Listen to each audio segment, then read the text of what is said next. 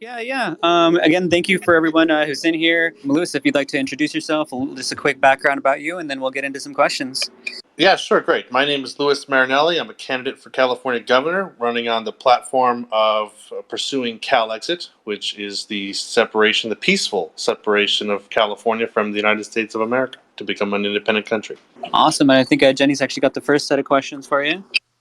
Louis, could you explain for the people or our listeners who might know nothing about politics what the role is that you are running for, how it fits in our political system, and what your responsibilities would be?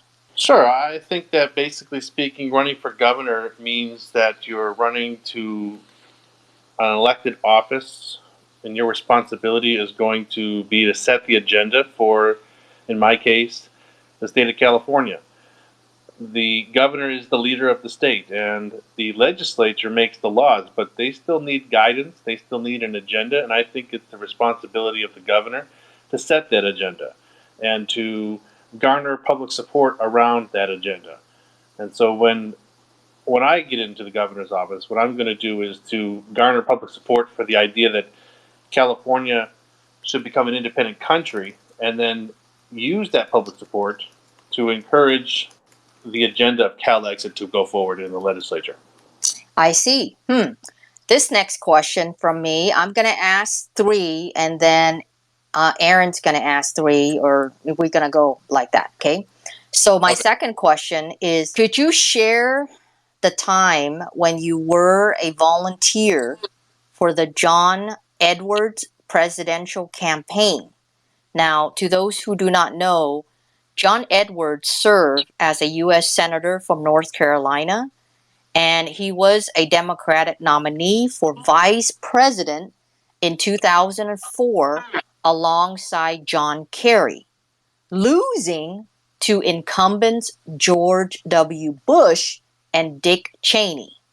Now, the question is, were you a Democrat then, Louis? If so, when did you decide to lean right? Which leads to your campaign now in this upcoming election, which you're registered with the Republican Party and a candidate for governor under that designation. Could you share with our listeners and our YouTubers listeners about these areas? Well, when I was volunteering for the John Edwards campaign, that was 2004, I was 18. Actually, I was 17, to be honest, because I had just turned 18 in the following March. And so at 17 years old, I got on a train to Iowa, and they had a program there. I don't know if you recall, but if you were, and I think it was not only the John Edwards campaign, but they were offering people, volunteers from around the country, if you get to Iowa, they will put you up in a hotel and they will feed you if you volunteer for the campaign. So at 17 years old, I took them up on the offer. I got on a train by myself and took the train all the way to a town called Osceola, Iowa, south central Iowa. Didn't know who was going to meet me there. Didn't know where I was going to be sleeping or anything of that effect. But I believed in his campaign, so I went there and I was met by some staffers of his campaign, and we went out and door to door. We were working door to door for quite a while, trying to spread the message of why I supported John Kerry and John Edwards. And the result of that really was, because John Edwards was, as I recall, not leading in the polls, let's say, but he did have that strong second place finish, better than expected finish, which really helped him propel his campaign into New Hampshire, into South Carolina, where he's, I think he was born in South Carolina, if I recall. So it was a really exciting time because it was my first time being involved in politics at 17 and in another state across the country, and going door to door and talking about his campaign. And we had that really exciting finish. I mean, I remember the night that we came in second. It was a close second behind Kerry. I met Mr. Edwards. I got his signature on a yard sign. I saved some of the confetti that had fallen from the ceiling. And so it was a really memorable night and a week and a month for me. As to whether or not I was a Democrat or Republican at the time, I'm not really sure because I was 17 and just getting involved into politics, but I did believe in John Edwards' campaign. I would say that I certainly wasn't a diehard liberal or a diehard conservative, but I was more conservative than liberal. So that's why I supported somebody like John Edwards, because he was someone that was kind of moderate at the time. I mean, I know the idea of a moderate in today's world is going to be different from 2004, but at the time, John Edwards was kind of a moderate. He was a Democrat from a southern red state, and he was different from people like John Kerry, for example. So I supported John Edwards because he was a moderate, and I agreed with him on some issues as it pertains to his position in the Democratic Party. He was a Democrat, but also I think he also had some positions that reflected his more conservative ideology on some other issues. So I guess I was a mixed bag then, and I'm still a mixed bag now, because you mentioned that I'm running as a Republican, but that's not to say that I'm some kind of poster boy Republican. I mean, on my website, I'm talking about how I believe in universal health care for people. So I'm a Republican because I believe in many Republican Party platform ideals, but I also believe in several things that Democrats believe in. So I continue to be a mixed bag even now. Wow. Yeah, I actually remember that campaign of of John Edwards too. So and if you were 18 around that time, I'm sure most of 18, us. Excuse me, Louis. yeah, 17 and 18, because the Iowa caucuses were in January that year, and I was still 17, and I had turned March in 18. Yeah, so I remember most of us when we're around that age, I don't think any of us were into politics. Those who are into politics that early on, are really into political science as a major, because that's usually when we would be getting ready for the prom, getting ready to graduate from high school, getting Yeah. into college and stuff, and trying to find out which major it is, obviously. So yeah, so I think you're good. So my final and third question before Aaron takes over is from your campaign website, which I did read almost everything. You're running for governor of California.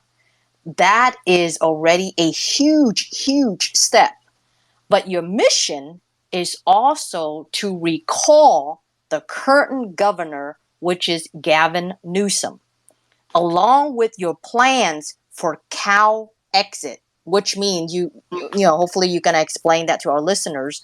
Cal exit is basically removing California from the United States. So, which is a secession movement of California from the United States, after which it would become an independent country on its own. I mean, that's a wow. These are large, huge topics and objectives. Could you kindly share with us more about these plans from your campaign? Sure. I mean, first of all, I guess I would preface it by saying that if you are interested in politics and you want to run for office and you don't have big plans and you don't want to make changes, then I don't think you're following the right path. I mean, I think the responsibility of someone running for office is to try to go and change the world. I mean, you can kind of call me an idealist or a dreamer, but I think that we need to have people elected to office who want to do something to fundamentally change things, because a lot of people want to see something change in our country. And I'm among those, and that's why I've set forth this agenda, because I believe that for California, I mean, I put California first. It's in California's interest to become an independent country. And that is what's going to help the people of California first and foremost, because it's going to achieve two basic goals. One would be to reduce the cost of living in California, and the other would be to increase the quality of life in California. And so my belief is that California becoming an independent country allows those two things to happen, and that will make California a better place to live. It'll help people who are currently living there now. And so, like I was saying, we need to do something big and bold. If you're not running for office and you don't want to change things, then I don't think you should be running for office. So, yes, I do believe in the secession movement, a peaceful secession movement. And yes, I do believe that we need to recall Gavin Newsom because, well, frankly, doesn't support secession. But also, he has some, there are some other issues I think we're going to get into a little bit later about why I want to have him recalled. And also running for governor because we don't have on the ballot right now, besides me, a candidate who offers Californians that option. We are going to have there's currently, I think, about 50 or 60 candidates who are vying to recall and replace Gavin Newsom. But the one thing that's unique about my candidacy, and of course it's not going to appeal to everybody, but for the first time in history, the people of California, by voting for me, will have the opportunity to vote for independence. That's never been an option before. And I am a person who believes that we need to allow voters to have options and to have better representation. And so I represent that mission and that goal and that agenda that millions of Californians, according to polls, support the idea of California becoming an independent country. Yet they never have a candidate that they can vote for that represents that idea. And so I represent that idea. So that's why I want to run for governor, to give the people of California that option to cast a vote for independence for the first time in history. And I want to recall Gavin Newsom because there's several issues that I think that he's failed us on, and he has overstepped his authority. And I also support the independence of California from the United States because, like I said, it's going to improve the lives of people of California. So I'm actually super interested in the Cal exit, and so I'll ask a couple questions, and I want to touch back onto that. And so I'm curious back to you a little bit about your experience, and then what about you qualifies you to be the governor? What are some of your strengths, and then if you could be so humble, also maybe what are some of your weaknesses that you would like to overcome or improve on? Well, I'm mostly when it comes to experience-wise, my work experience has largely been unrelated to politics. I've been an English teacher for a variety of different students. From kindergarten, I'm currently a kindergarten teacher, teaching English to 3 and 4-year-olds. Before that, I had been an English teacher in a college setting in San Diego for international students who had come to the United States to study abroad. And before that, I'd worked in some other language centers teaching English as a second language to adults and teenagers. So I've been an English teacher for most of my life in terms of profession, I guess. But I've also, on the side of that, I've always been a political activist in some way or another. Like we talked about previously, I was at 17 years old on a train to Iowa to help to John Edwards' campaign because I believed in his message of the two Americas. And he was a charismatic leader, and I supported his campaign. And he really encouraged me to get involved into politics at the age of 17. So now I'm 35. So again, I'm kind of a young guy still, hopefully. And most of my life I've been working on political activism on a host of different issues. I mean, I think that one of the issues that is most important in my life in terms of my political evolution and what touches upon my political experience is the work that I did in the past as a kind of a conservative Republican who was opposed to marriage equality for many years. And my activism against marriage equality was such that it attracted the attention of the National Organization for Marriage, which was at the time the largest, anti-gay group in America that was opposing marriage equality. And so we teamed up and we kind of unified as one organization at the time, because I had grown and developed the largest social media platform against gay marriage and marriage equality in the country at the time. It was called Protect Marriage. And so we united under one flag and we started traveling around the country on a bus tour. I think we went to 21 states or something like that, and 10,000 miles over the summer of 2010. And we held rallies against marriage equality. And the reason I bring that up, though, is because before we had done that work and that rallies and in the meetings in public squares around the country, I was an internet activist. I was opposed to marriage equality on the internet, and I never really got to interact with the people who were affected by that work face to face until that marriage tour. And as a result of that Summer for Marriage tour, I ended up resigning from the organization and taking down the social media network that was against gay marriage and publicizing against my confidentiality agreement a lot of the documents, internal documents of that organization that showed that they were a hate group, basically. And now, of course, as you may know, I do support marriage equality, and I have since 2010, 2011. And so I think that I bring that up because we have a country right now that's very politicized, and there's a lot of people on the left or the right. But one thing that I'm proud of, at least when it comes to myself, is the fact that once I was able to listen to the people that were so-called political opponents, I had a change of heart.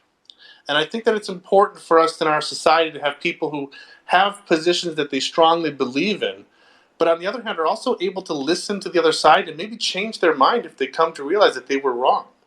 And so that's one example where I had that experience, and I had a fundamental change of heart on an issue that was very important to me, and I worked for many years on the other side. So I think that I bring that up because I want people to understand that I do have, of course, when we're talking about secession or other issues, I strongly believe in things even now.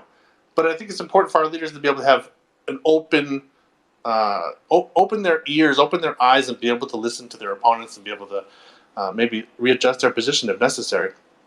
So I think that that's my story when it comes to politics, my political activism. So I'm a political activist. Been working on secessions now since 2014. Again, we're working on secession because we want California to be better for Californians. We want it to be cheaper. We want it to have and offer a higher quality of life for the people of California. So that's why we want to make these fundamental changes. And so I guess that's what I could say is my background is in terms of my politics. But it doesn't really make me, to directly answer your question, I guess, qualified to be governor. I think that the qualifications for governor, I don't think that we really have a template for that. I think that what we need to have is someone who has the ability to show that they have leadership abilities, someone who shows that they care about issues that affect other people and want to do things to improve the lives of other people. And I think that my political activism, at least my intentions of my political activism over the last 20 or so years, has been in that area, working on doing things to improve the lives of others and improve our society in some way. And when I end up being wrong, accepting that and apologizing for it and adopting a new position. So I guess that's the type of leader that I would like to have in politics and like to see more widespread in politics. Yeah, I think that's awesome. Yeah, I knew that about when it came to marriage equality and and how you basically change your position on it and how that came to be. And I think that that's actually really important. When I see people that never budge. That's not necessarily a good sign to me because it probably means that when they're elected, are they going to listen to you? They're probably just going to do what they want. And so, yeah, I think that's awesome. And yeah, I think that we want people that are going to never budge, but I mean, I also don't think we want to have people that are going to just flip flop their opinions at the slightest resistance. So that's an issue that for me, after a fundamental change in the atmosphere, because like I said, I was working on anti-marriage equality activism on the internet, and it's easy to be that kind of person on the internet. You're a different person on the internet. But once it got out into the streets and I actually met the counter protesters who came up to me on a daily basis, we just had conversations and I met these people and talked to them as humans, then you can understand that, my question was, why am I doing this even at that point in time? Because it was just a ridiculous position to take once you understand that you're affecting real people's lives. And so I want to help people. I want to improve people's lives. I want to make society better. And so when I realized that I was doing the opposite, I took the other position and I changed my position on the matter. I also had a quick question. And just because the people in the room, they're going to be from all over the place. Could you actually talk a little bit more about Cal Exit and maybe what are some of the benefits of California becoming independent? Sure. Well, Cal Exit is the peaceful movement for legal and constitutional separation between California and the United States. We like to call it a national divorce. We want to have, basically, to make it simple for everybody, we want to have a divorce between California and the United States, where California leaves the United States and becomes an independent country. And the reason I support this is because it's going to achieve those two main goals: the reducing the cost of living and increasing the quality of life in California. Let me tell you why. Right now, California in the United States is what we call a donor state. Basically, what that means is most years, not every year, but most years, and on average, over the last 30 years, Californians and California businesses pay more in federal taxes each year to the federal government in Washington, D.C., than we receive back in some form of federal funding or grants or spending. So, in other words, we're subsidizing other states in the country. Other states in the country that cannot support themselves without California tax dollars coming into their state. Because there are a number of states that pay less in federal taxes than they receive in federal funding. So that discrepancy means that Californians are paying for roads, infrastructure, hospitals, schools, social programs in other states. Yet I think that most Californians could recognize that we have things that we need to spend on here in California. We have roads to rebuild. Some of the worst roads in the countries are in California. We need to expand opportunities for people to have health care in California. We need to reinvest in education. We need to rebuild infrastructure when it comes to water transportation and so on and so forth. So there are things that we need our taxes for in California. Yeah, we don't have our taxes, all of them, because they're being used to subsidize the other states in the country. By the way, these states, many of which are southern red states, or conservative states, they don't like California. They have a very negative opinion of California. In fact, many of them even hate California. And so we don't like the fact that we're subsidizing their states and they hate us and our culture. We think it's kind of grounds for a divorce in that context, because we don't think that the situation is going to get any better. And not to mention the fact that California is also one of the largest producers of agricultural products in the country. We're feeding the country, literally feeding the country. So many different agricultural and dairy products come from California and feed the rest of the country. And so these states are, to use another expression, biting the hand that feeds them. And they're taking our dollars, our tax dollars, for their own programs. And then on top of that, they're hating on California. And so we want to separate from that negativity. We want to keep California's taxes in California. And if we can keep California's taxes in California, then we can have the money that we need to solve more of California's problems. Let me give you an example. The last year for which the full tax data is available is 2019. In that year alone, Californians paid $160 billion more in federal taxes than we received in some form of federal funding. What would we have done? What could we have done in California in that year alone with $160 billion more dollars? $160 billion more dollars in that fiscal year alone.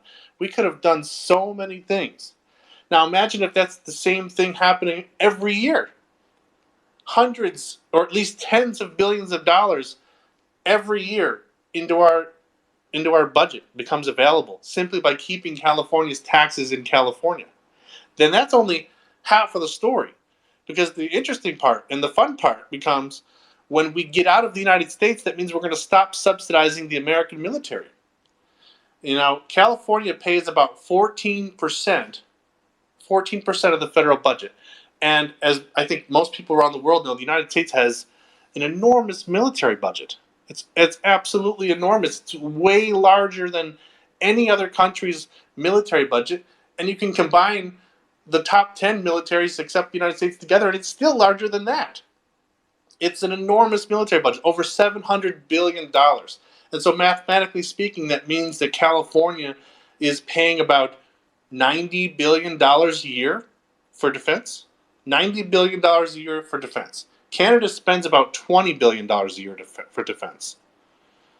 Israel, which is in a war zone, surrounded by countries that hate it, spends less than $30 billion a year on defense.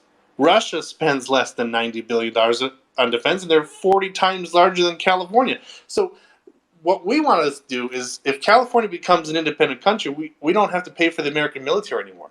We have to pay for the California military, which, by the way, would be a peaceful, defensive military. We're not going to be going and fighting foreign wars for oil or getting involved in regime change in the Middle East and Africa. We're going to be having a military in California designed to defend California and keep us safe, which means that we could, for example, spend 1% of our GDP on defense, and thereby still having a defense budget of around $25 billion a year, $30 billion a year. And if we're paying, to close it up here, if we're paying $30 billion a year for defense instead of $90 billion a year for defense, that's $60 billion every year in our budget that can be redirected to the things that people in California actually care about. Solving the homelessness crisis, education, healthcare, infrastructure, and so on. So many different things that we can solve, and problems that we can solve in California, and goals that we can achieve in California, if we simply keep California's taxes in California and we spend our taxes on things that the people of California actually care about. I want to say thank you for explaining that because, yeah, a lot of people don't know any of this. Like, even myself, before looking a little more into it, I actually hadn't thought about any of these things, the numbers, the money. Sometimes you just take these things for granted. And it's pretty wild to think about how much money is coming out of California and not back into it. So, yeah, thank you. I'm pretty sure everyone really appreciates that. And so I just had a really quick, kind of an easy question, honestly. If you just wanted to talk a bit about, back when you did volunteer for John Edwards and on that campaign, what are some things that you learned about politics and maybe that you didn't know before, or some interesting experiences? Maybe something that people that have never been politically active might not realize. Sure. So, as I understand, you're asking about some things that I learned while I was campaigning for John Edwards. Just maybe something. Maybe before you volunteered, you didn't know this, and then after volunteering, you're like, oh, whoa, this is how it works, or yeah, something interesting. Yeah, I think that one of the first things I learned about was the idea of going door to door, and frankly, I wasn't quite aware of the fact that when I got to Iowa, that I would be going door to door and talking to strangers, and it was kind of something that I was a little nervous about to begin with.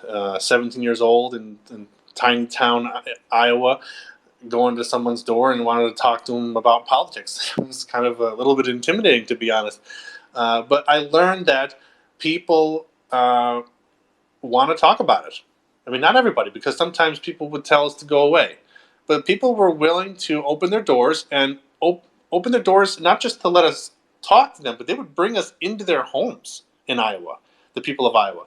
And we would sit down on their couches. They would bring us a drink, some juice, or some coffee or tea, something to eat. And they wanted to talk about the issues that they cared about. So I found that really interesting, that the people were so open to talk about the things that they cared about and the ways that they wanted to improve society and have a discussion about politics. Now, I don't know if that would be the same exact situation today, because I know that, unfortunately in our society things are much more divisive.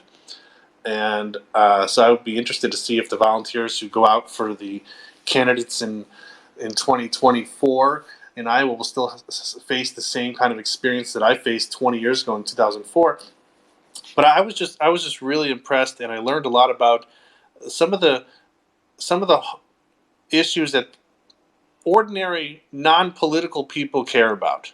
And I think that that's really important, because if you're someone, I know we talked about this earlier, who's interested in politics from a young age, you're kind of always thinking about politics. Well, not everybody in the country is like that. And a lot of people don't really care about politics.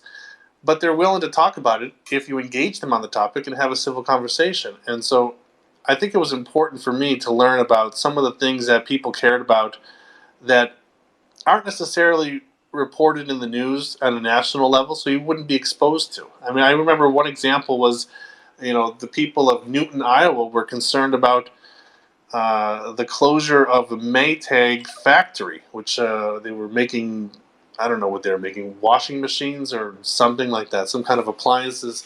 And that was their big issue. And so that opens up the questions about, well, why is the Maytag factory closing? So then you get into conversations about outsourcing.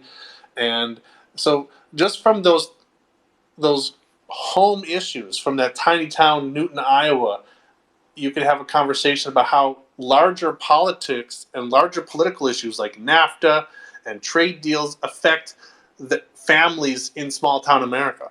And I think it's really important to realize, if you're running for office, that the laws that you sign as governor, for example, or as president, or the bills that you vote for in Congress or the state legislature are going to impact people in their homes. And I don't think that enough of our politicians these days realize that. And I think that Gavin Newsom is one of them, for example. And I would just bring it up because he just lost a court case a couple of days ago or even yesterday. A minor issue where he wanted to have his political party association on the ballot, but he failed to file the documents to do that in time.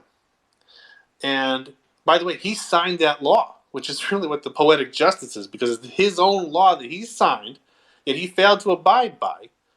And then, as a result of that, he can't have his Democratic Party label on his ballot, and so he goes to court to get an exception for special treatment. Well, luckily, the court said no.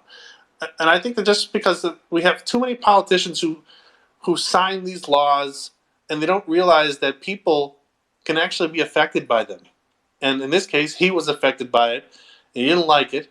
He went to court to try to fix it, and he lost. Well, it's good that he lost, because now he can understand, going forward, the next time he picks up his pen to sign a law, think about who it's going to affect, because it may be you. Wow, that was quite a bit of information, Louis. Again, wanted to share with everybody. There are a lot more listeners coming into the room now. If everyone can do us a huge favor, because tonight is a really, really special space with Louis Marinelli, who's running for California governor. As we all know, California is actually the 6th largest economy in the world, and it's only a state. And so this is an important issue. If everyone can kindly tweet out the space tonight, you could do one of two things. On your bottom right, there is this little icon you can see with half of a square and an arrow pointing up. Click on that, then just tweet it out. Or you can go over to my page and tweet out the room, which has that little purplish blue starts listening. Retweet that, and that also works too as well. I've just invited up to speaker Dogecoin ECU. Welcome. I'm sure he will have questions for us in a bit. I also invited up Brent Manuel. Welcome to the speaker. And I've also invited Liam SM1. Welcome to be a part of our speaker tonight. Doge Jake, I also invited you. If you like to come up, just go ahead and request. And there we go. So, Louis, we're going to skip the politics a little bit here, and let us get into the topics of technology, startups, and of course, cryptocurrency, from Bitcoin, Ethereum, and of course, the #1 meme coin in the world is Dogecoin. You and I have DM'd each other for this interview today. in those DMs, you said once or twice, and I'm quoting you, and you said cow exit to the moon. Is that a pun for Dogecoin to the moon or Bitcoin to the moon? And I wanted to add a little bit more is if, and and of course we're rooting for you, if you do get elected for governor of California, which is the sixth largest economy in the world, cryptocurrency, blockchain, Bitcoin, Dogecoin, these are all important because you, within the age, I believe you're a millennial, and based upon data that I've read, cryptocurrency, the largest believers and holders are millennials. Then next to that would be Gen Z and younger generation X. Okay, everybody else is kind of scattered, and boomers, they don't know, excuse the French, they don't know shit, but they do a lot of things to regulate us. So I'm trying to help to get a lot of younger politicians like yourself. I'm in our group with Aaron and Tim.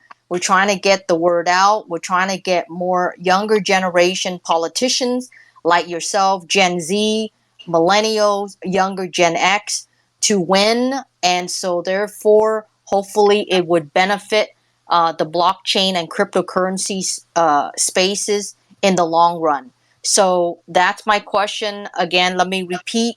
Um, you mentioned in our DMs, cow exit to the moon. Is that a pun to Dogecoin to the moon or Bitcoin to the moon? And your overall thoughts about cryptocurrency. Thanks, Louis. Well, yeah, sure. Thank you. I think that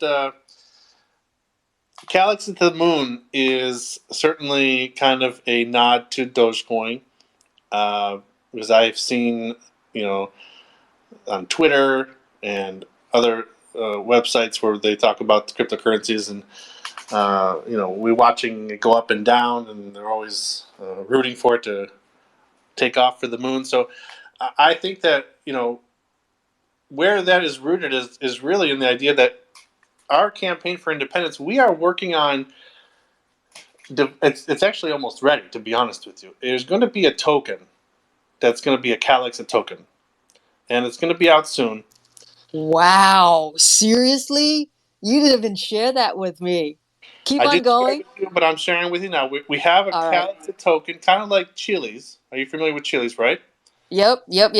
So along that same idea, we want to develop a token where people can invest in the idea of Calyx. And so that is what Calyx to the Moon is, because I think that we are going to have a token that's going to be a first time in history that the people of the world will be able to support an idea by investing in a token. Now, right now, we can't have, for example, people can't donate from around the world to support the campaign for governor, for example, to support the campaign for California independence. We can't take donations from the rest of the world. But we can have a token, a Calyx token, and people can invest in that. And through their investments, they can support the idea of California becoming an independent country. And that's something that's going to improve the world. Because if California, like I was talking about before, gets out of the United States, it's going to reduce the ability of the United States to get involved in policing the rest of the world, get involved in occupying and invading other countries around the world. And so we're going to get California out of that business. And I think if the people of the world want to be supportive of that agenda, no, we can't elicit and ask for donations, but you can invest in it by buying the Calyx token when it comes out, and it's almost ready. And when it becomes ready, I'll be sure to let you know about that. Wow, very, very cool. Now, to all of our listeners, if you just heard that, since I'm hosting and my fingers are all busy and stuff, if anybody can send a quick tweet about what Louis just said about creating a token, blah, blah, blah, tag me and tag Louis, I will retweet that over to my page because I was literally shocked. Was that one of the things that you tweeted out earlier that you've never shared before?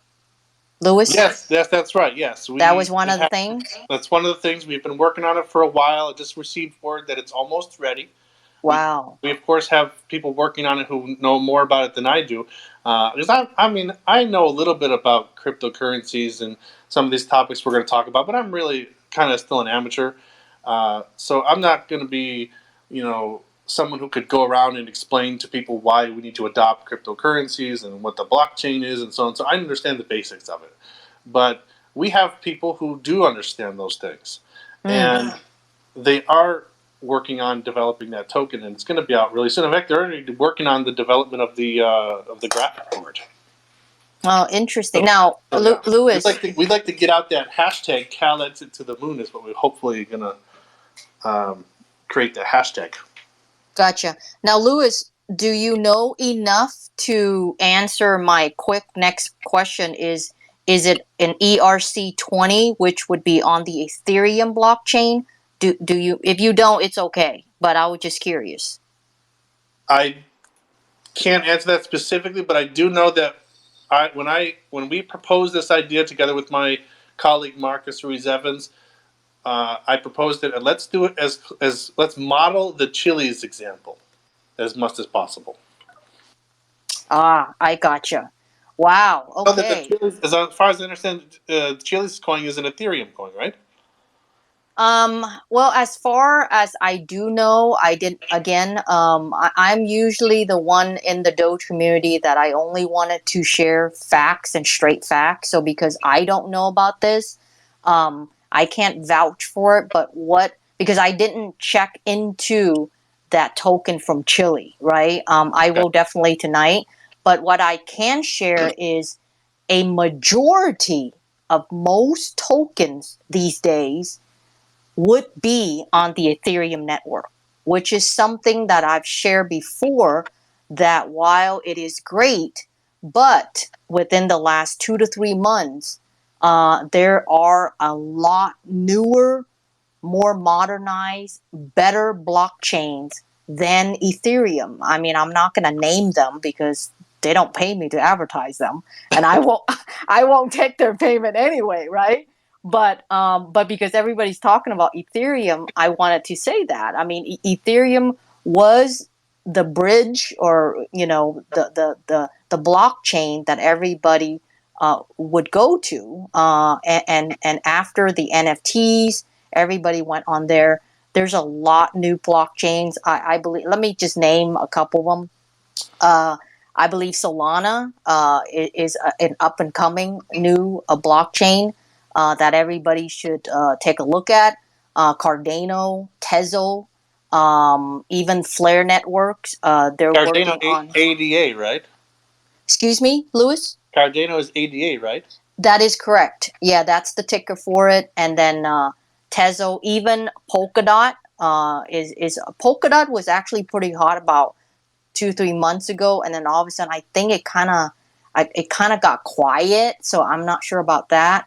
But yeah. But those are I'm not marketing for anybody here, people. This is not investment advice. I'm still out there learning just like everybody else. So but again, that was interesting. So let me go to my next question for Louis, and then back to Aaron. And then we have a number of speakers whom I have invited or whom have requested to come up.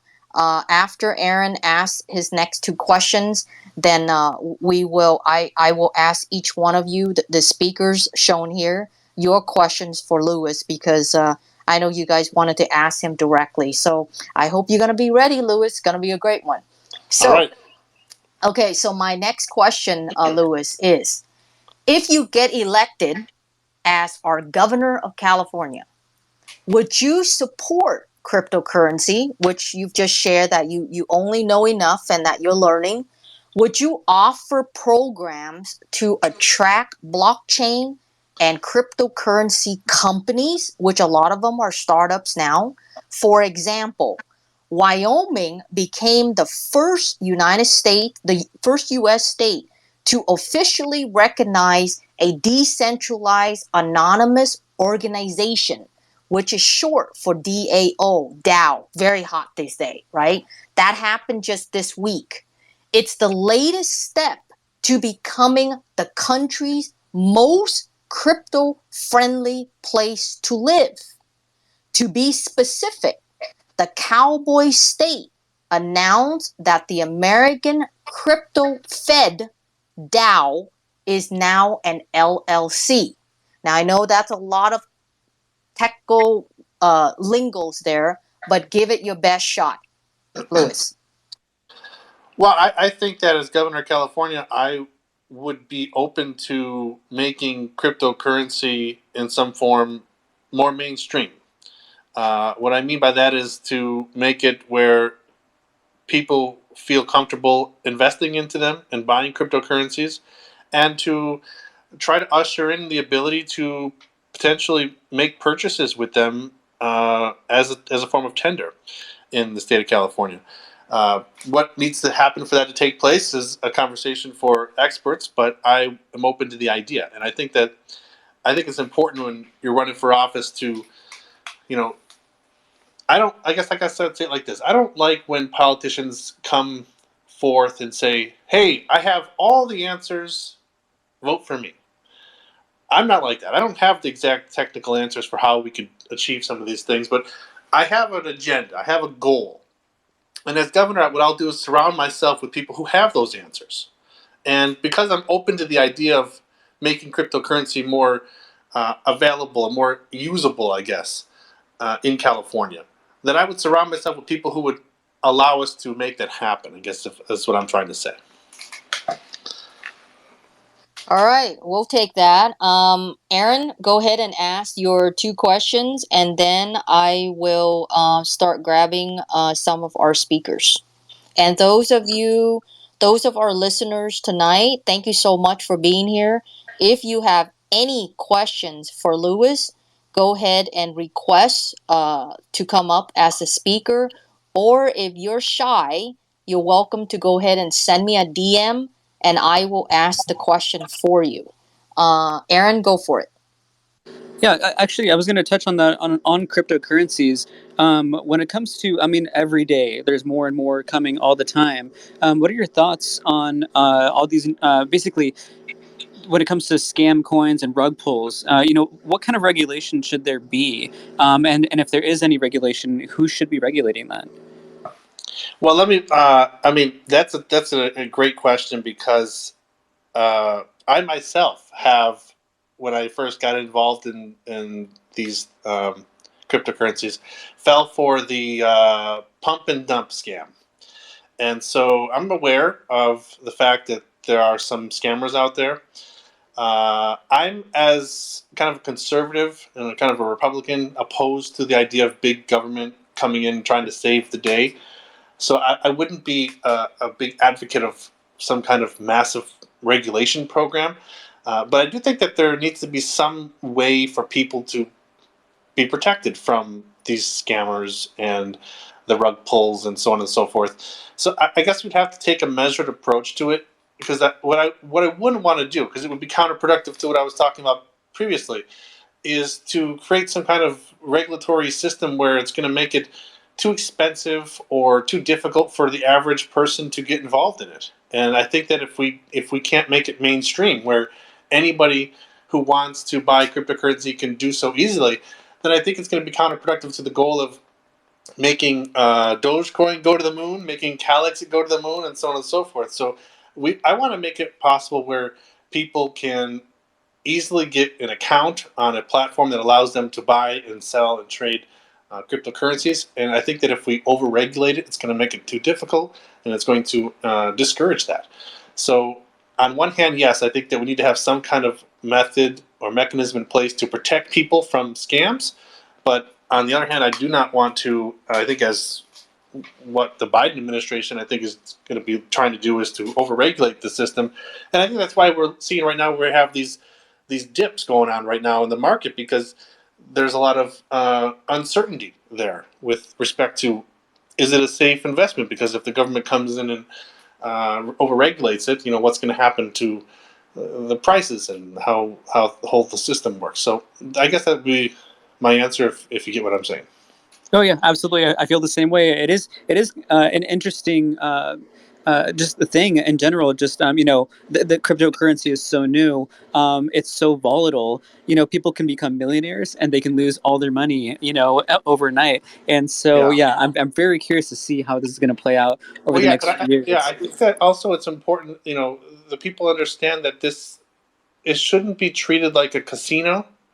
And I've seen a lot of people think that they can just kind of go into their platform, it could be Coinbase or Binance, and just like I'm going to put $100 on Dogecoin and see what happens. I think it's an investment. It needs to be treated more as an investment or as a purchase rather than some kind of a game. I think that a lot of people, uh, buy these cryptocurrencies thinking that they're going to, get rich quick scheme. But I mean, you may, like you said, you may.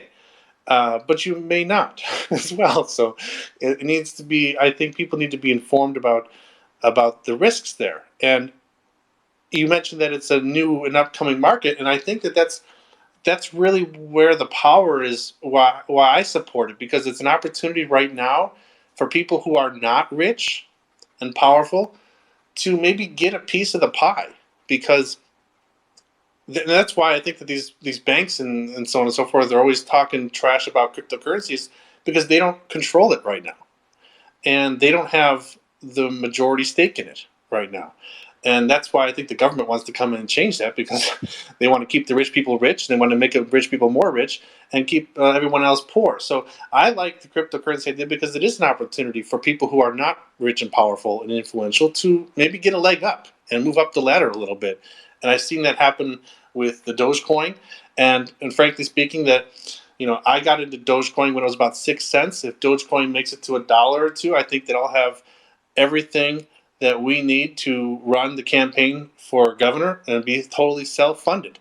And so I hope that we're going to be hoping for Dogecoin to go to the moon, because if Dogecoin goes to $1, $1.50, we're going to be able to self-fund the campaign for California independence. Wow, that's amazing. Yeah, and again, I agree on a lot of it.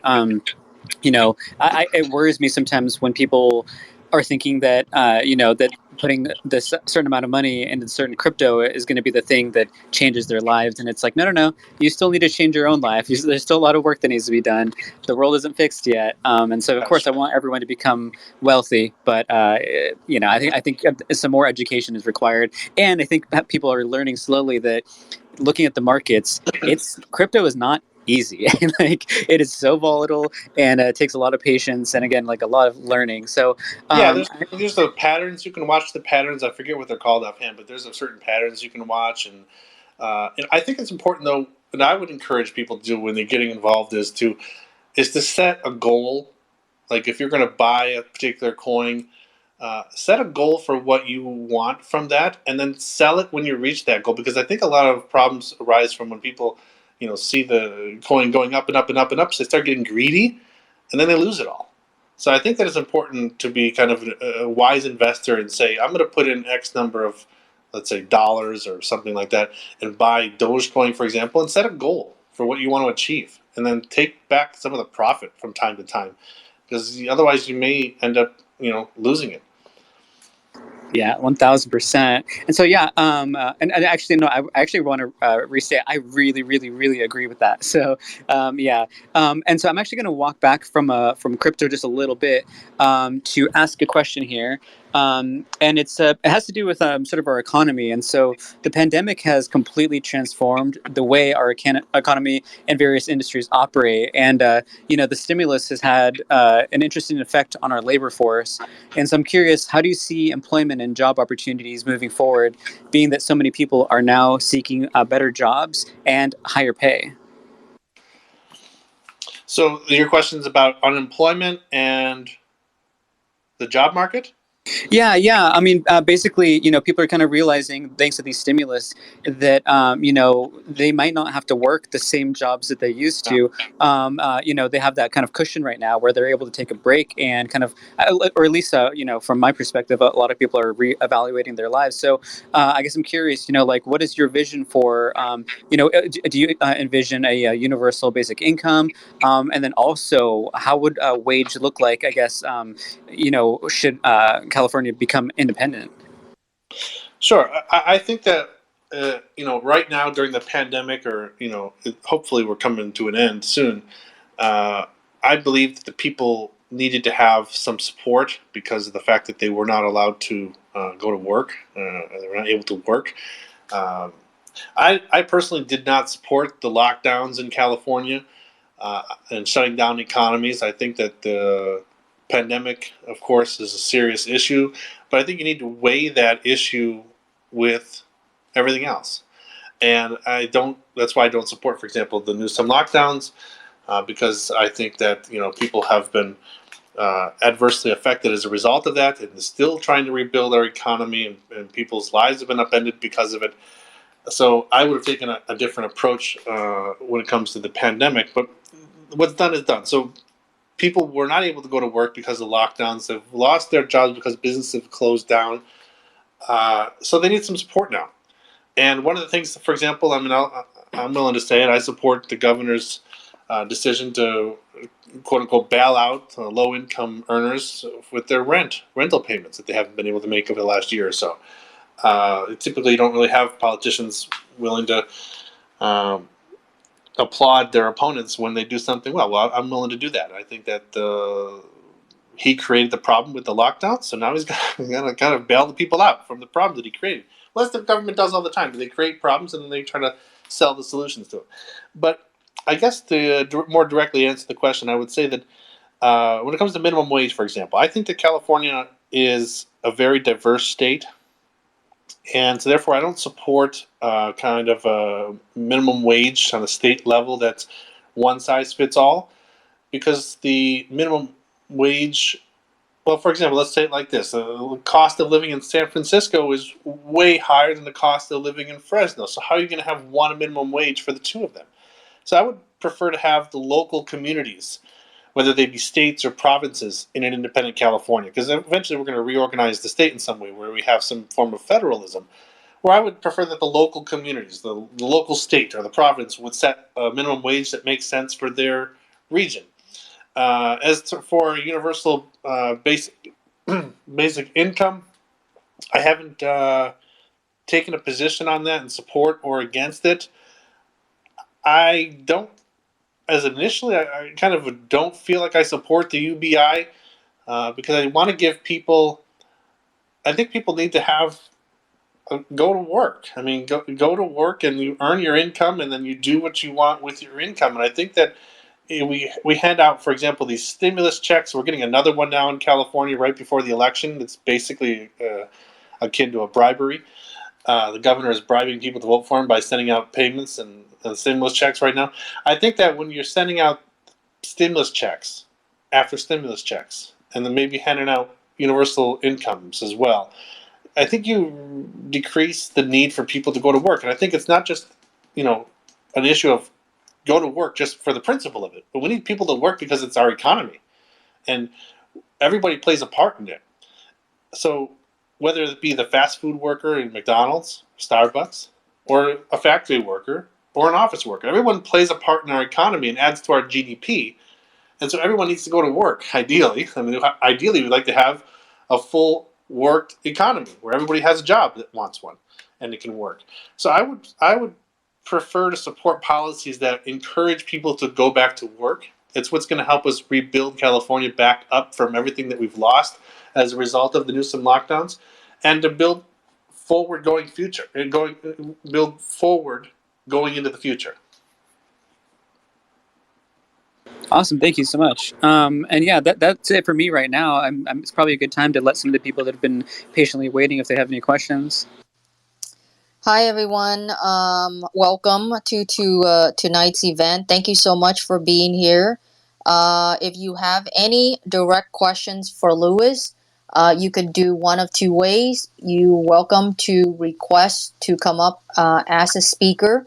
Then you can ask Louis directly, or I've already received two. If you are shy of being a speaker, you can send myself or Aaron a DM of your question, and then we will ask your question for you. I already have a couple of them in DMs, but I'm going to allow our three speakers, who are Doge Jake, Brent Manuel, and SM1, to ask your questions first.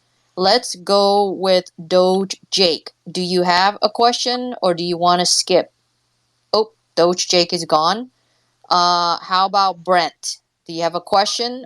Yes, Go ahead, Brent. Go for it. do. What will you do in terms of diversity, inclusion, accessibility, and disability if you become governor for California? Can you still hear me? Yes, I can. Okay. So you're asking about a program for the disabled in California? No, what will you do for about diversity, inclusion, accessibility, and disability if you become governor? Okay. Well, thank you for the question. I think that what I was talking earlier about keeping California's taxes in California, I'm talking exactly about this type of thing, where if we keep California's taxes in California, we'll have more financial resources to help and fund the programs that will help disabled Californians. And so, what I would like to do is to provide those kind of programs that help the disabled, that help families, and help all the social programs that we have in California. For example, I know that we're looking at the opportunity to something that particularly for me is important because I'm a kindergarten teacher, is to expand kindergarten from the age of 3. And so when we're talking about keeping California's taxes in California, we're talking about improving all of those social net programs and that we offer for all of Californians. So if I understand your question correctly, what my answer would be is that with California's taxes, more of them being kept in California, will have more money to fund the programs that will help our disabled Californians to be fully involved in our communities. Thank you, Brent. Greatly appreciate that. SM1, Yes, did you want hello. to? Yes, go for it. Yeah, Go for it. so when you guys are talking about like pump and dump schemes or whatever, I just wanted to say like I'm a big supporter of free market capitalism, but what they're doing is essentially like I forget what it's called, like conspiracy. And I feel like people who do that purposely, like if they did that with stocks, they would probably be arrested. So I don't know. Like, do you think people should be tried for that? Yeah, so essentially intentionally creating a situation where people are manipulated into throwing in their investments, and then they full well know that they're going to take everything from them. Yeah. Yeah, I mean, they have these groups in Discord, and they have these pump signal groups on Twitter, and they are luring in people like me at the beginning when I didn't know any better, just got involved. And I'm thinking, well, look at these people are planning some event, and I can take part in it, and I can make some money. Well, it's a nice. I mean, on the one hand, it's kind of a nice lesson to learn because you learn. I think you learn best when you learn the hard way, and I kind of learned the hard way in that regard because I participated in the pump and dump, and I fell out on the dump side. So I guess I personally experienced that, and I can understand the problem that it is. As to what to do about it, I think that we need to allow for some way for these people to be tracked down. Maybe some way uh, for the users who are affected and taken advantage of can pursue them legally and maybe recover their funds. Maybe the platforms that host these coins that are the target of the pump and dump can pursue them in some way. I don't know. I think that I don't have the direct answer about what to do about that specifically, but I think that we do need to do something. And like you, I'm also kind of supportive of the free market economy, but I think that we just have to do something to protect people so that we can keep it a safe environment, and we can encourage people to participate, because I think that if more people are participating, it's going to be better for everybody. So if we can do something about these scams and these scammers who intentionally are trying to steal people's money, that'll make it a more safer environment, and it'll make it an environment that will be more conducive of everyone being involved. All right, and like while we're still on the topic of cryptocurrency again, I think what's going to happen in probably the next 4 years is the government's going to overregulate it, and it's probably going to kill the entire like cryptocurrency fad. So, like you're going to keep it if you were elected, and if you got complete independence, you would keep it unrestricted, right? Well, I wouldn't say that we're going to keep it unrestricted in terms of it being not regulated at all, if that's what you mean. I think that there needs to be some regulation in Like slight everything. regulation. Well, I would work as governor to make sure that it's not overregulated, and so that people can freely and easily participate and invest and not have it be overly expensive, because regulations are not going to just make it difficult for example, to sign up with having to show, everything from your birth certificate to maybe a blood sample. But, also these regulations, they make it more expensive to do the transactions. And so it's not only just a matter of making it difficult for people to participate, but it makes it more expensive. And then once you're talking about a more expensive and more difficult environment in which to invest, it's just going to deter people from investing. And so I don't support that type of regulation. All right, and so are you guys still aiming for complete independence 2022? Well, the goal is this: if I'm elected, I'm going to make a proclamation of California independence on the first day. What that means is that we're going to put it in the hands of the legislature, the state legislature in California, to affirm that proclamation by putting a referendum before the people of California. So it follows the 1905-1906 Norwegian model. And what happened there was Norway was ruled by Sweden. In 1905, they wanted their independence. The leader of Norway declared independence. The Declaration of Independence was affirmed by their supreme legislature. And then the people of Norway held a referendum, and it was overwhelmingly passed. Within months, Norway became an independent country. And so I think that we can model that basic process in California, where if we have a governor who says that, for example, California is on the path to independence, and then the state legislature approves a referendum to put before the voters. I can't say exactly what the date of that will be, because it's going to be something that the legislature will approve. It could be 2022, it could be 2024, but we'll have to let the legislature decide. And then the people vote on independence. And I can't tell you right now that they'll vote for or against it, but hopefully I will be working that they vote for it. And if they vote for it, let's say, for example, in 2022, then we'll have a situation in which the governor of the state declared independence. It was supported by the state legislature, and then the people supported that through referendum. And that would be a basic model, as we saw in 1905 in Norway, through which we could then say the United States has lost the consent of the governed in California. And as if you know, in our Constitution, the right of the American government to govern us exists through the consent of the states. If we remove that consent, then California has the grounds to become an independent country. Now, I personally want that to happen as soon as possible, within reason.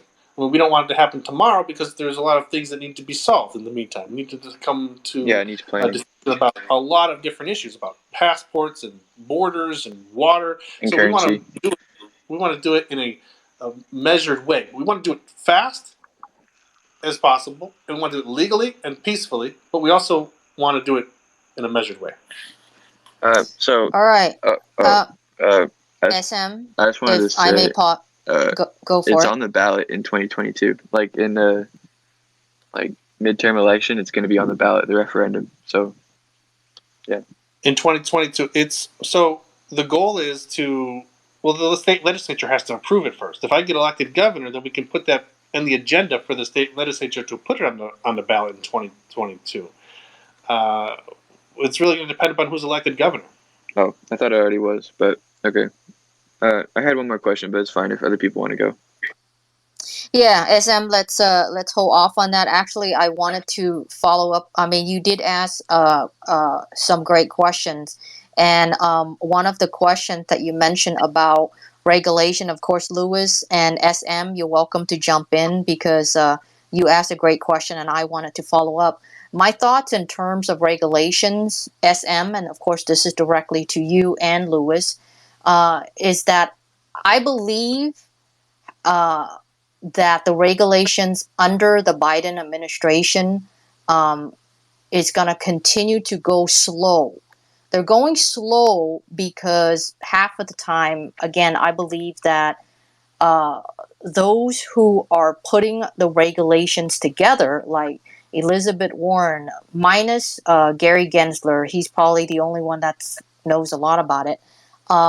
They don't know enough to put out something, and that's the reason why the SEC doesn't have anything scheduled on their calendar about crypto or Bitcoin for the rest of this year. And those that I do know within the industry that they have already somewhat, take the advantage of the government moving slow by doing a different path. And here's that path that I wanted to share. Last week, there was an exchange called Bullish. Okay, you guys go ahead and Google it. It's called a crypto exchange called Bullish. Okay, they went reverse through a SPAC merger. Okay, so they can go public. Okay, then another news today to those who are within the cryptocurrency space. If you have not heard, you should Google about him, and he is actually a crypto billionaire, and his name is Sam Bankman-Fried. And he basically had an interview, and he said that acquiring Goldman Sachs, okay, that's a traditional investment bank. I mean, one of the biggest. Of course, I used to work on Wall Street, and they're one of the investment banks that, of course, I had to respect because of the power behind them. So here is this 29-year-old crypto billionaire, Sam Bankman-Fried, and he said that buying out, meaning he and his companies could acquire Goldman Sachs, which is not out of the question. So with these two examples, okay, Bullish Exchange, which is cryptocurrency, going through a SPAC, which is pretty much is a reverse merger to go public, and Sam Bankman-Fried is literally the quickest way to go through mainstream and for them to make a point that if they are mainstream and they are big like that, can guys like Gary Gensler or Elizabeth Warren or even yourself, Lewis, if you were to get elected, could you even shut down companies like that? Okay, so back to SM1, you're welcome to comment of what I just shared, or Lewis, you're welcome to comment if you can foresee those paths of those two companies. They're crypto companies that they're literally, I wouldn't say loopholes, but I guess I could say loopholes because there's no regulations in it right now, and they're choosing that path to make themselves stronger and be right there in mainstream media, hiring a bunch of people in the United States, which is directly influence the economy of the United States. So therefore, they could anybody shut them down is the question. Go ahead, Lewis. I'll let you go first.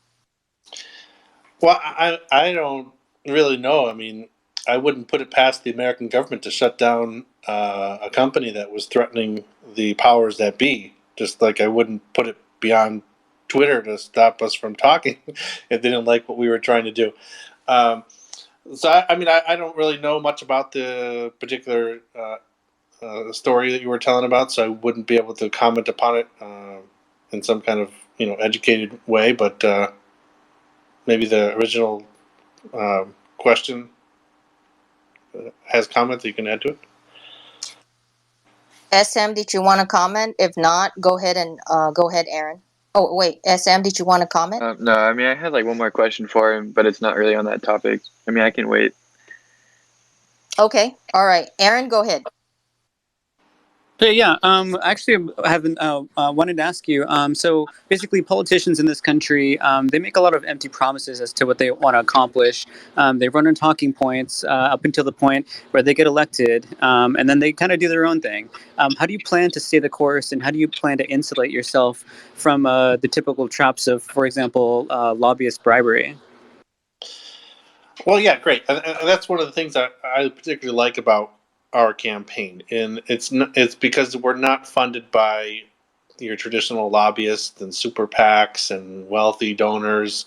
Because when you start taking massive amounts of money from a particular donor or organization, you become basically required to do their bidding, or you'll lose their endorsement, you'll lose their donation the following election cycle, and they'll actually spend money against you. So Gavin Newsom, for example, has a lot of money from lobbyists and organizations and wealthy donors, and so he's kind of required to do what they want him to do. And so we don't really have Gavin Newsom as governor. We don't really know what Gavin Newsom thinks or wants to do. We have a body who is representing several wealthy interests who's governing our state in California. And so I don't have that type of background where I would be going into the governor's mansion, governor's office with a list of wealthy donors who are going to be calling me on the phone looking for me to do something for them because they helped me get elected. And so I think that's really the kind of the key difference here. And that's why, for example, we have another politician in California who's running for governor, Kevin Kiley, who's also fully funded only by the people. Doesn't take any PAC money, for example. I support Kevin Kiley. Now, right now, we're both running for governor, but just points out that there are other candidates, there are other politicians that are not funded by special interest groups and wealthy donors like Gavin Newsom. And so I think that's one thing that I like about my campaign is that if I get elected, I'm going to be elected as me, and people are going to know what I think and what I want to do because I was talking about it now before I was elected, and after I get elected, I'm going to keep talking about the same things that I was talking about before. I'm not going to change or edit my talking points or my agenda based on who gave the most money to my campaign. I mean, that's why actually, like I was talking about before, hopefully we want Dogecoin to go to the moon so we can fully fund the campaign for California independence because that'll allow us to do so if we get up to $1.50. We can have a fully self-funded campaign for California independence, and then we don't need to take money from special interests or the banks or the corporations and then do their bidding as an elected official. And so I think that if that answers your question, I think that's what would allow me to fulfill my promises because I'll be fulfilling my promises, the things that I personally believe in, and the things that I personally want to achieve, and not somebody else's wish list, for example. That sounds great. Yeah, I was going to say maybe if SM, if you wanted to ask your question, I know you've been waiting. Yeah, sorry if you guys want to like stay on the crypto topic, but just like, so Lewis, are you aware of the Cascadia movement? Yes, Yes, Cascadia movement for independence. Or yes, the for the northwest. Yeah. So obviously your campaign, you're running on the platform of California independence, but do you support or have any plans for further Western independence? I support overall the right of self-determination, and if the people Yeah. of Cascadia were to organize and declare their independence or pursue their independence, I would support that. As I support the independence of Texas, for example, where they have an organized independence movement, or the people of New Hampshire, where they have an organized independence movement, or in Catalonia and Scotland, and so on and so forth. So, as I understand, the Cascadia movement is kind of an unorganized idea. They don't have like an organization that's promoting independence. It's kind of like an environmentalist movement a little bit, and it's a little bit maybe with some other ideology there. I would like to see, a Cascadia, an independent Cascadia that spanned between Washington, Oregon, and Idaho. And That British would be Columbia great. as well. In British Columbia, that makes it a little more complicated because now you're Yeah. involving another country. Well, But yeah, Canada actually has a definitely. legal process for Well, provinces yeah, leaving, unlike same America. thing here. Same thing here in California. We have close connections with the independence movement in Baja California, and we would like Oh, to really? reunite Baja California with Alta California, which is Northern California, and make one united California as an independent country. So we're definitely open to those kind of ideas. I just would like to see the Cascadia movement organized in a political way in order to achieve that goal. Well, actually, there's a lot of groups, but unlike California, they're more spread out into like smaller groups, and yeah, there's a lot more environmentalism. Um, yeah, they're not as unified, but Yeah, they that's what I actually mean. have Like, like they have like an umbrella organization that kind of brings them yeah together, and then they can have some force there. Because I know there's a lot of people interested in the idea, and if they could just come together, they could be a powerful force. because they like California depends on the polls, but it's usually around 40 to 50% that would vote for yes. But in British Columbia and Washington, Oregon, it's like a lot closer to 70. So a lot of people. Yeah, Also, a lot I of the don't groups doubt are it. kind of like secretive. Yeah, I think that's they're secretive because there's this idea that secession is either illegal or unconstitutional or impossible, and it's not the case because we have even Supreme Court precedent that allows for state secession. But the media talks about how you need a constitutional amendment or it's unconstitutional, or you're working for Putin. In my Yeah. case, if you support Are secession, you? so no, so that's why we're working in that difficult environment where people think it's illegal or unconstitutional or impossible, Well, and a if lot you of people start do to say that. discuss, yeah. Well, that's the problem. It's not though. It's not illegal. It's not impossible and it's not unconstitutional. The Supreme Court ruled in 1869 exactly how a state can secede from the union legally, and so we're going to pursue that path. And I think that if in Cascadia they were to organize under one flag and pursue that agenda, that would be great. And British Columbia could join too if they wanted to. I know that the people in Alberta, um, in that area of Canada, are also upset with the government in Ottawa. So there's this independence movement for Alberta in Canada as well. So maybe they could join with Cascadia. I don't know, but there's a lot of groups that are seeking their independence, and that's why I started off in the beginning by saying that I support self-determination, whether it be in Catalonia or Scotland, California, or Cascadia. Right. The reason I bring it up is because everyone knows like California would be the fifth, some say sixth largest economy on its own. But if you had the entire West Coast, it would actually be the third largest economy. So that's the reason I brought it up. Yeah, definitely. I know that there's been talks about California, for example, joining together with Oregon and Washington to create the West Coast Republic. And actually, that was kind of like the original idea. If you go back in the history, when the settlers from the Eastern Coast American states went out west, I think it was Jefferson who wrote that Yeah, it was his dream was that there'd be a Western Republic that would be, kind of a an brother ally. republic of the United States, but a separate country. And so, yeah, like an ally. But yeah, basically, we'd be brothers by blood, but we would be different political entities. Unfortunately, that didn't work out that way. But it doesn't mean we can't rectify that problem now. All right. Thank you, SM1. That was great. Seems like you are very much into crypto politics too. So we welcome you anytime you're available when we have our political spaces here. So, because you asked some great questions. Lewis, I have a couple of questions from our listeners in here, but I think they're kind of shy. So they sent me a DM. So here is the first one from listener Dilithium. Could you say hi via the emoji? Because this is his question here. Lewis, he's asking you two questions. Will your administration implement cryptocurrency courses in the public school system? That's number one.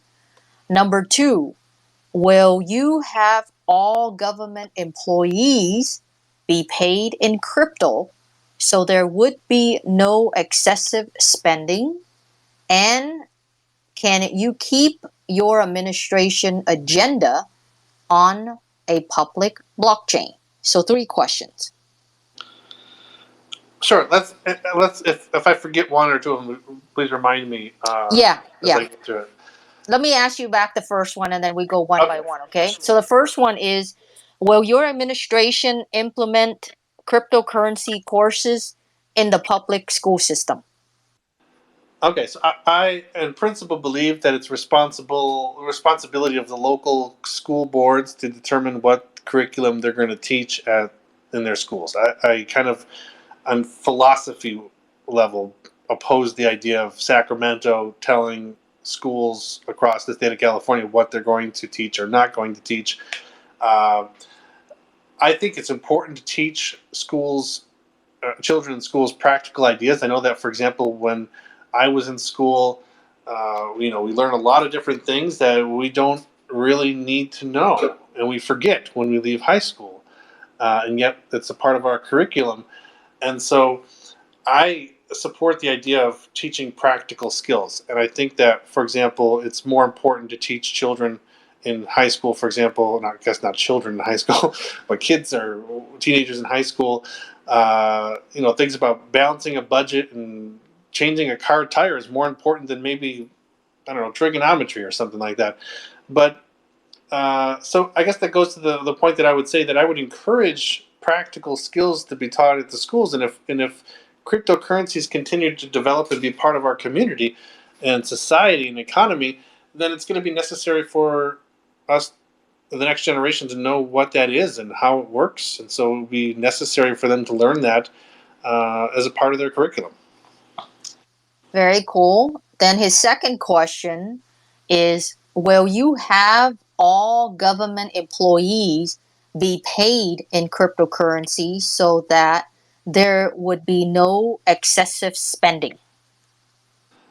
No, I wouldn't have that. Could you share why or why not?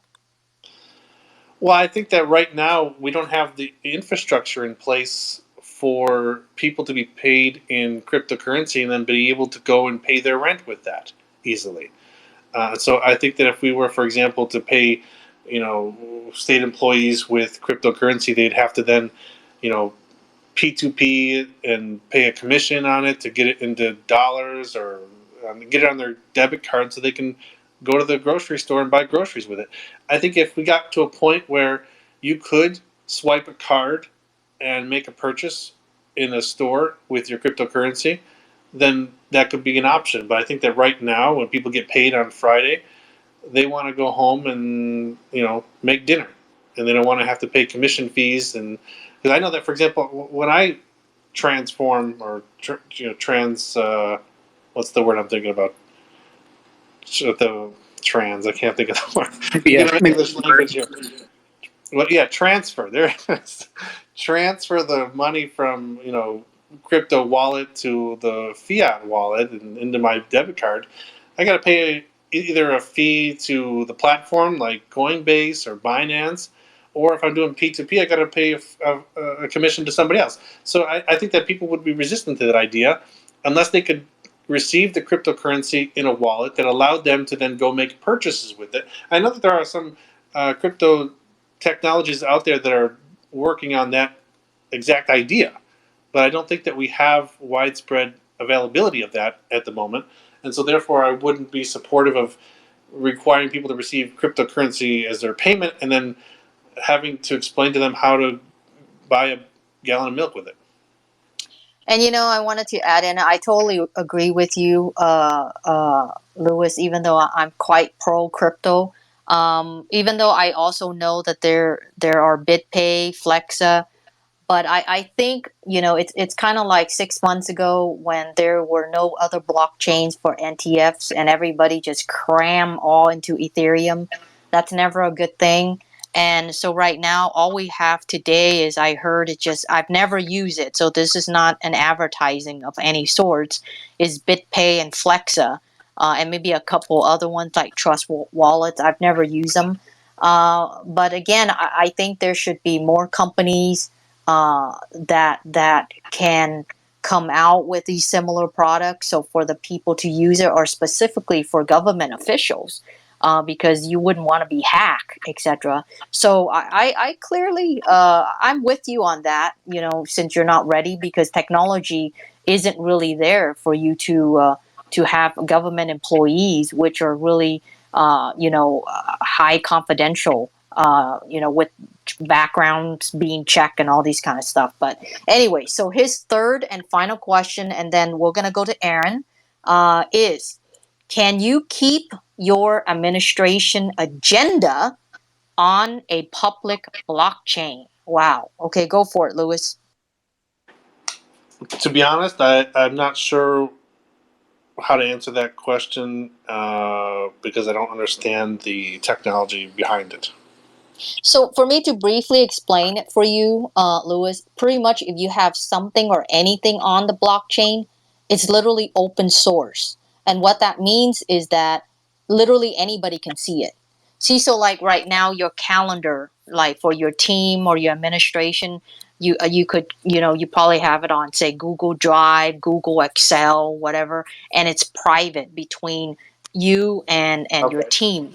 So this question basically, he just wanted to know We're if talking any about politician would are we talking make about their the agenda? agenda public. Are we talking about like the daily agenda of like what I'm doing from 8 to 5, or the overall Probably political agenda? you can answer him both. He didn't really say, but I get what you're saying. There's a public agenda and there's a private agenda, but you're welcome to answer both. Well, I think that the public agenda, I mean, the things that I want to achieve, I think already is public. I mean, it's on my website, but I mean, I wouldn't be opposed in theory to putting it on the blockchain so that it was available in that form. As for my daily schedule, I think that might raise some security issues, but short of that, I mean, I don't see a problem with it. Fair enough.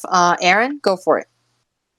Yeah, so I was just curious. This is kind of more of a broad question, but your time in Russia. I was curious, what have you learned there, or what has your experience been there that has maybe taught you something about politics? Like, is there anything from their system that you like or don't like that you maybe want to apply or definitely not apply? Yeah, sure. I mean, there's a lot of things that, and it's not just about Russia. I think it's really important for people to experience what it's like to live in a foreign country, because it's really something that will change your worldview, and it has mine. Is for certainly it's changed my worldview, and it doesn't have to be Russia. It could be, well, I guess it really wouldn't change your worldview if you lived in Canada, I guess, but but if you live abroad for some period of time, I think it's a really helpful thing, and I really like that about my opportunities have allowed me to live abroad and to learn from those experiences. And I hope to be able to bring some of the things that I've learned back to California and to help me govern the state of California. And I think that, for example, I know that here in Russia, I'm in Russia right now at the moment. My wife's here. We're working on getting some immigration paperwork done. They have kindergarten from the age of 3, and it's a given. It's like it's common sense. You'd have send kids to kindergarten at the age of 3, and they have maternity leave for 3 years. And so you have a situation where a mother can give birth to a child, can spend the first several years of the child's life bonding with that child, and then you can send them to kindergarten, and the mother can again return to her job from before she was pregnant. I would like to bring something like that to California, where we can have a situation where mothers and fathers can have time to bond with their newborn children and not have to worry about going back to work in a couple of weeks or a couple of months. Give them a couple of years to bond with their child. save their work position so that when the maternity leave is over, they can go back to their job. And then they can go back to their job because they can send their kid then to kindergarten. And it's really important for kids to start at a younger age. And right now we're hopefully moving in California kindergarten to the age of 4, but that's not enough. At the age of 3, I teach 3 and 4-year-olds in kindergarten now as a kindergarten teacher. It's important for these kids to be learning how to develop their motor skills, using scissors, holding the pens and pencils in the right way, coloring within the lines, drawing straight lines, drawing circles, drawing zigzag lines. It's important for them to be able to develop those motor skills at an early age. And that's what we do in kindergarten. It's important for them to develop the social skills with their kids, to learn how to solve their own problems and to solve conflicts with other kids when someone steals a toy. And when you have an only child, or you have a brother and a sister, you have a limited environment to do that. But if you throw them, figuratively speaking, you throw them into an environment where you have 20 kids in a classroom, you're going to have conflict. But those conflicts are really important for the kids to be able to learn from those and how to control their emotions. And as teachers, we help them and we guide them in that process. So I think it's really important for society to have children start learning these things at a young age. And so that's why I would like to bring kindergarten from the age of 3 to California. I talked about that previously. One of the other things I want to pair with that is the extended maternity leave, so that parents can bond with their children before they send them to kindergarten. And that's something that Russia can do. And I know a lot of people don't have a very positive opinion of Russia, but I mean, I would just put it like this. If Russia can do it, why can't we in California have the same thing? So I think that there's a lot of things that we can look at when it comes to other countries around the world. What do they do that works? What do they do that's popular with their people? I know that the people in Scandinavia are some of the happiest people in the world in terms of quality of life. Well, let's look at what they're doing in Scandinavia and take and borrow their ideas and bring it to California. Make Californians happy. Californians should be the happiest people in the world. So I think that that's why I like the fact that I've lived overseas. I've liked the fact that I've lived in a country like Russia, which is so different from the United States. So it allows that new perspective. But in another context, we're also very similar. Russians and Californians and Russians and Americans are more similar than the media lets us believe. And I think that we can learn from each other if we can allow for the travel between our two countries more often. Now, the other side of the question, I believe, was something I wouldn't like to bring, or something negative. Can you repeat that part about something that I didn't? Oh yeah. Just anything that you observe, or from how things are done over in Russia that you definitely don't want to bring over here.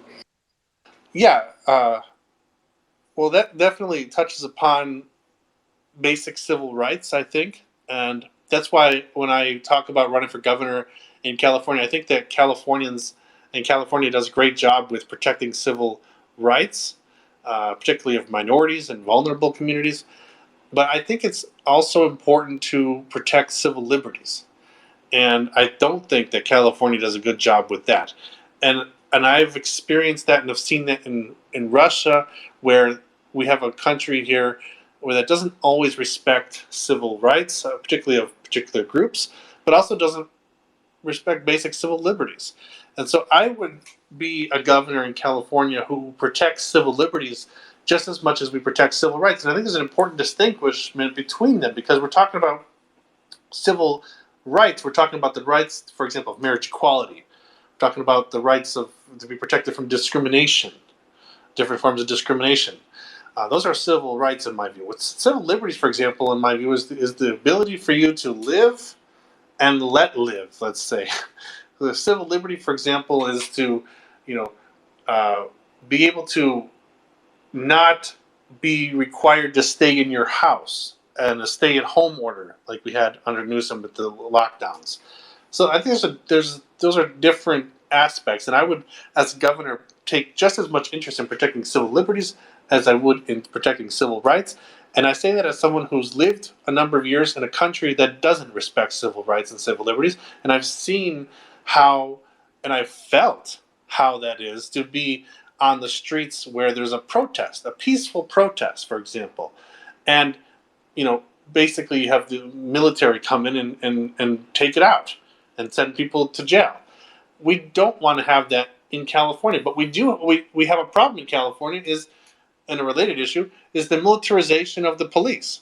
And that's not just in California, it's in the United States overall. We have this heavily armed civil police force in the United States and in California, and it's more like an occupying force. I mean, I think that we should be able to walk down the streets in California and not be afraid of the police because of their, they have these tanks, they have these armored vehicles, they're wearing camouflage, they have assault weapons or something like it.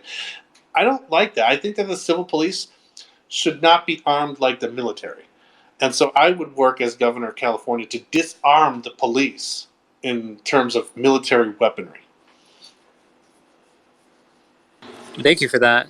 I was going to just point out we are getting to the 2-hour mark, and I know that Steve just got up here. I don't know if you wanted a chance to ask a question. I just wanted a little clarification on the schooling part. When you said the kids will be going for 3 years for kindergarten? From the age of 3? Well, basically, kindergarten would be available to children who are 3 years of age and older. So, like, would that delay their schooling from, like, say, going into grade 1, grade 2, and so on? Or so it's pushing everything back by a year, or you're pushing it up by a year? No, they're going to. It doesn't affect this first grade and so on. We're just starting them earlier. It's like a pre-K, pre-kindergarten. So. Oh, okay. So giving them 2 more years of preparation for first grade. Okay, and then so just also for the clarification part, because you were saying like you don't believe in the UVI, which I'm not a big fan of either, for getting people back to work. So just my question is, if you increased the years that kids are going to school, so they're going in earlier, why wouldn't you call the parents back to work earlier? Because they're not going to be with their kids as much, right? Well, right now in California, as I understand, we have maternity leave that is less than a year if you combine the available options.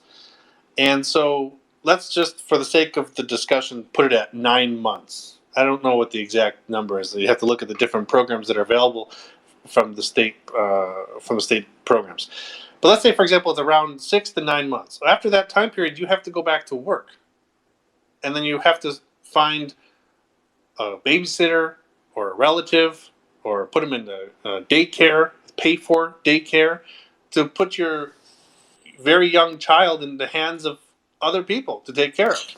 Well, right, but if they're starting school earlier, isn't that kind of the same thing?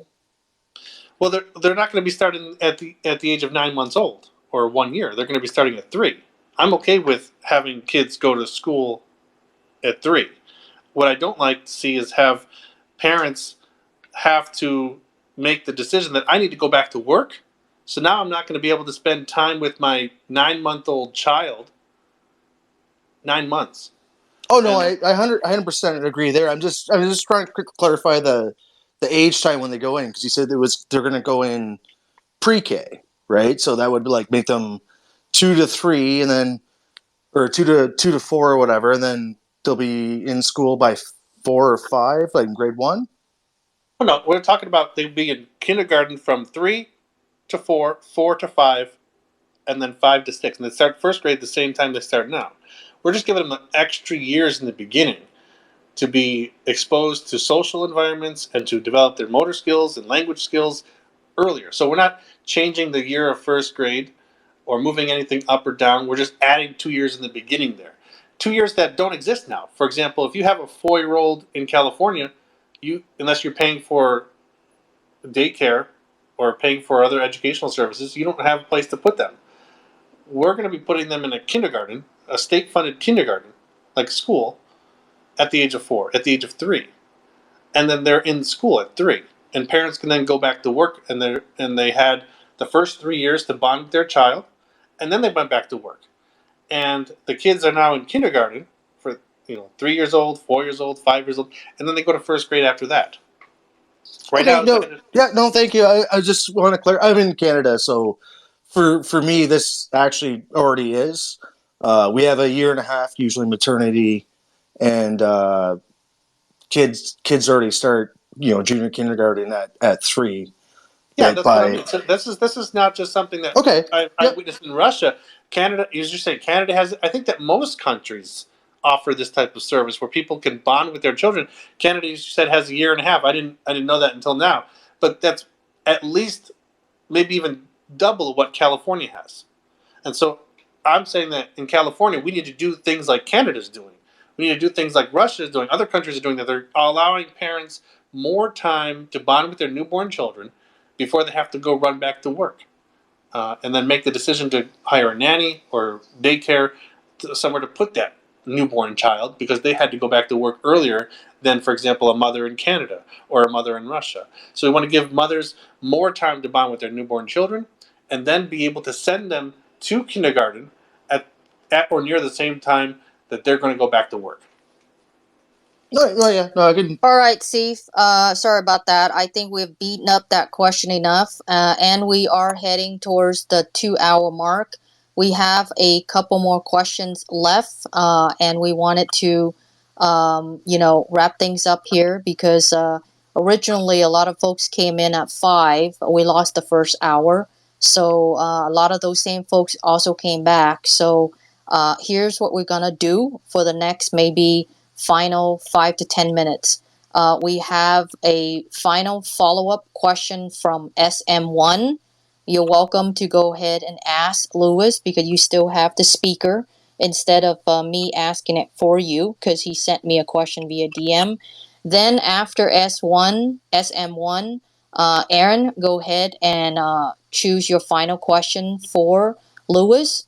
And then we will give the mic to Lewis to wrap things up in terms of you've answered a lot of great questions tonight. What would you like us, which is the community, I guess the Dogecoin community and all of our followers, to do to help you with your campaign? So let's go with those 3 paths. SM1, did you want to ask your question now? Go ahead and unmute your mic. Yeah, sorry. I feel like I'm just asking too many questions. Yeah, it's just wanted to ask, for an independent California, would you use the United States dollar or would you try to create a new currency? And if so, when would you transition to that? Sure. I think that it's important when we're talking about making California an independent country to not rock the boat any more than it needs to be rocked. I mean, we're already rocking the boat. We're already going to be ruffling feathers. I think that Yeah, getting rid true. of the dollar unnecessarily would just cause more disruption than necessary because people are used to using the dollar. And there are other countries in the world like Panama and some countries in Africa, a number of countries that use the dollar, and it's not the United States. So I think that California as an independent country can continue to use the dollar, even if it's just for the sake of continuity, so to keep things as smooth as possible. Because we're already going to be upending a lot of things. So why touch upon that? At the same time, like we were talking about before, I'd like to make the ability for Californians to buy and use cryptocurrency once the technology is there in our state. So me saying that I want to continue the use of the dollar doesn't mean that we asked about creating a new currency. Well, I wouldn't necessarily think that we would need to create a California currency, for example, like the dollar, but we could have the dollar and we can have other currencies like cryptocurrencies be available. I know that, for example, Panama, I think, became the first country in the world to recognize Bitcoin as a legal tender. I think that we could do something similar to that in California. But the problem with, for example, Bitcoin as a legal tender is I think it'd be kind of expensive, as I understand, to make small purchases because of how the transaction fees and so on and so forth that are involved with Bitcoin. So I guess it would depend on which cryptocurrencies we would accept or use as a currency or tender in California. But we wouldn't get rid of the dollar, and I think that I would work towards trying to mainstream the use of some cryptocurrencies.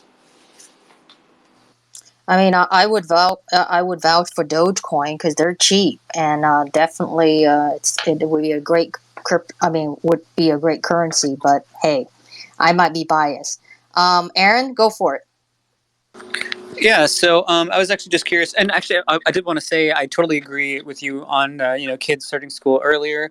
I think they could be a lot more educated. Like I was fortunate enough to go to a school where it was a pilot program where we learned not just English but Spanish also. And actually, the school was divided, and so half the school was doing this pilot program, the other half was just English only. And by the time we get to the fifth grade, we were so much better at both English and obviously Spanish. Our test scores and everything were just way, way, way better. And so, yeah, I definitely think that a lot more can be done to educate the kids. And so, so I think that's awesome. So my question is, are there any politicians in office right now or that are seeking positions that you look up to or that you think that maybe you support? Yeah, I'll leave it at that. Yeah, sure. I think it's important for people to know, because I am one of the leaders of the California secession movement. We talk a lot of trash about politicians in Washington and Sacramento too, but it's really important that they understand that we're not just against the Washington establishment and the political system in the United States. We're also opposed to what's happening in Sacramento, in our state capital. There are a lot of problems there as well, and the root of them are politicians, to be honest. And so it makes it difficult to find a politician that you like in such a system where the system is broken and it's broken because of the politicians. But we're not a cheerleader for Sacramento. I think that a lot of people sometimes mistakenly think that, yes, California and the Galaxy campaign, they want California to become an independent country. They love California, so they think that, the California government is this awesome thing. And that's not the case. We are very critical of the Sacramento government, just as much as we are critical of the American government, just for different reasons.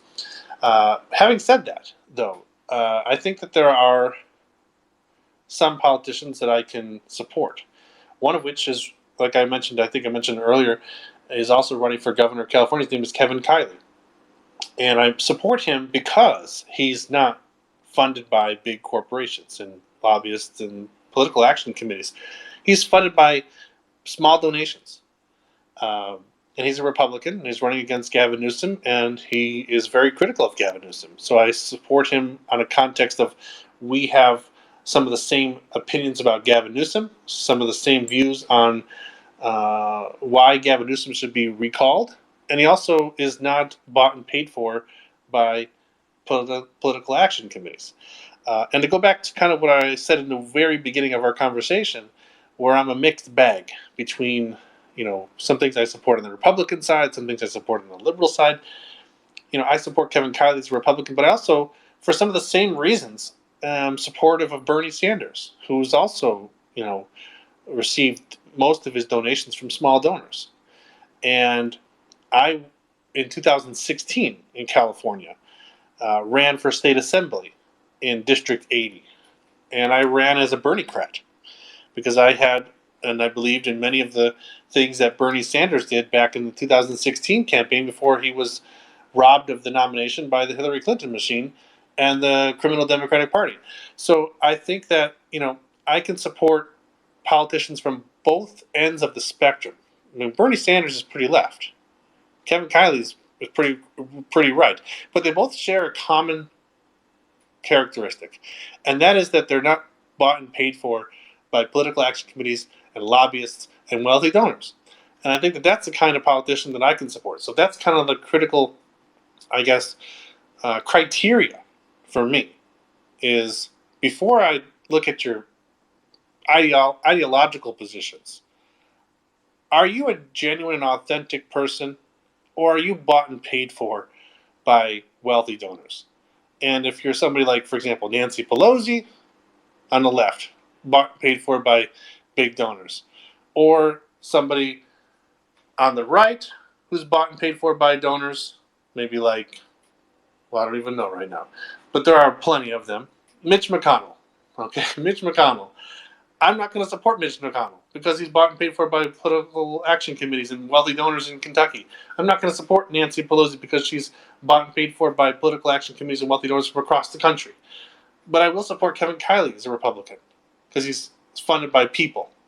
I will support Bernie Sanders because he's funded by the people. Awesome, thank you. All right, so I think that we can wrap up with that. We will give you the mic, Lewis. If you can share, keep in mind, everybody, this space tonight is recorded, and we will have it on our YouTube channel as all the other ones, and we will be sharing that.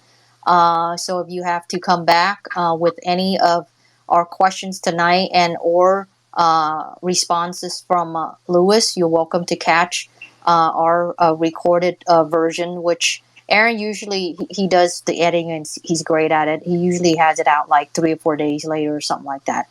So back to you, Lewis. Why don't you share with us what is it that you need our help in terms of with your election? And of course, we appreciate you coming on tonight, sharing with all of us. Your thoughts and your plans behind, your administration running for governor of California and Cal Exit. So let us know what do you need us to help you with, and share your final thoughts with not only our listeners in here tonight, but obviously those who will be listening to our YouTube channel too as well. Okay, great. Thanks so much. Well, I think the number one thing that we need is awareness of our effort. I think that there is, if we go back to 2016, because this campaign started in 2014 when we started the campaign for California independence, and it really developed in 2015 when we were inspired by what was happening in Scotland with their independence referendum to leave the United Kingdom. And so we've been operating under the Obama administration, under the Trump administration, and now we're still operating under the Biden administration. And we're not going anywhere. But there is a lot of talk, and people believe that we were, for example, a result of the Trump election, for example. And we gained a lot of popularity and notoriety and attention because of the Trump administration, because it became all of a sudden an urgent issue for a lot of Californians to leave the United States.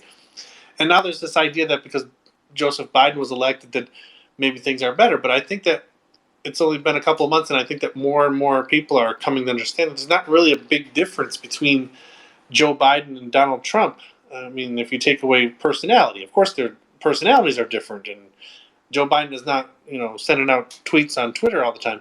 But policy-wise, there's not a lot of difference between the two of them. And more Californians are coming to understand that. And that's why the campaign for California independence continues. And so what we're trying to do is keep that awareness of our campaign out there.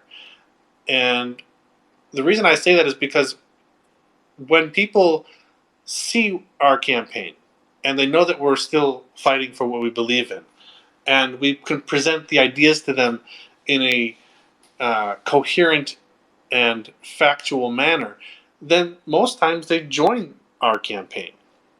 And so we're always trying to reach out to more people and tell them that this campaign is not over. A lot of people may think that the campaign is over because Joe Biden won. It's not over. We're still fighting for Cal Exit.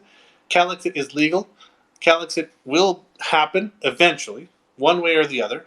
Everything changes over time, and the political boundaries of the United States is no different. So I would just, if the Doge community, the Doge army, we have here a candidate for governor who is supportive of cryptocurrencies.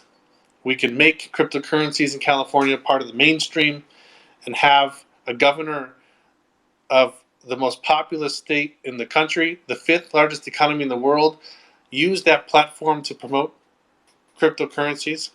We're going to have our own Cal Exit token, which people can invest in to support the idea of California independence from around the world. We want to change the world. We want to make it better. And I think that cryptocurrency can help that become a reality.